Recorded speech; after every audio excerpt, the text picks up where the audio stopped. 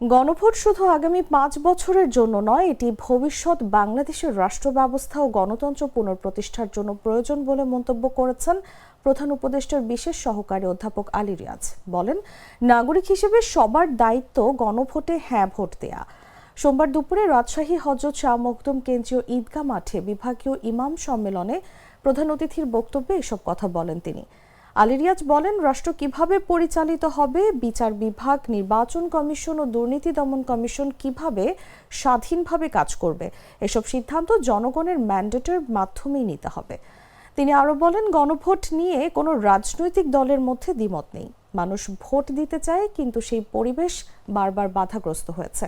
সে জায়গাটি পূর্ণভাবে পুনঃপ্রতিষ্ঠা করতে জুলাই জাতীয় সনদ ও গণভোটের উদ্যোগ নেওয়া হয়েছে বলেও মন্তব্য করেন তিনি।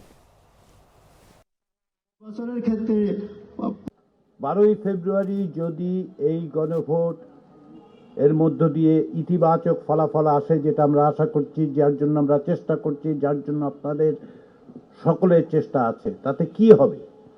তাতে কি অধ্যাপক ইউনূসের সরকার আগামী 5 বছর, 2 বছর, 9 বছর, 10 বছর থাকবে? থাকবে না।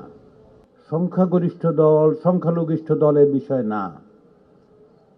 এবার প্রথমে আপনাদের কাছে আসা হচ্ছে, বাংলাদেশের নাগরিকদের কাছে আসা হচ্ছে যে আপনারা বলুন, 54 বছরে আমাদের যে বিচার ব্যবস্থা তৈরি হয়েছে সেটাকে আমরা অব্যাহত রাখবো। যেই বিচার ব্যবস্থা বলে রাষ্ট্রপতি একটা দণ্ডিত অপরাধীকে ইচ্ছামতো তিনি মাফ করে দিতে পারেন, সেটা আপনারা রাখতে চান না সেটা বদল হতে চান না, এইটাই আপনার কাছে।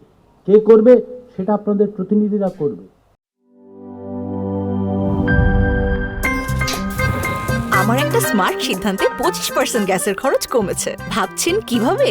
সাধারণ গ্যাস স্টোভ বদলে আমি এনেছি আরএফএল গ্যাস স্টোভ। এর সাইন্টিফিক নজল ও ব্রাস বার্নার ক্যাপ সমানভাবে তাপ ছড়িয়ে রান্না করে দ্রুত। তাই গ্যাসও বাঁচায় 25%, টাকাও বাঁচে 25%। আরএফএল গ্যাস স্টোভ নিরাপদ ও গ্যাস সাশ্রয়ী।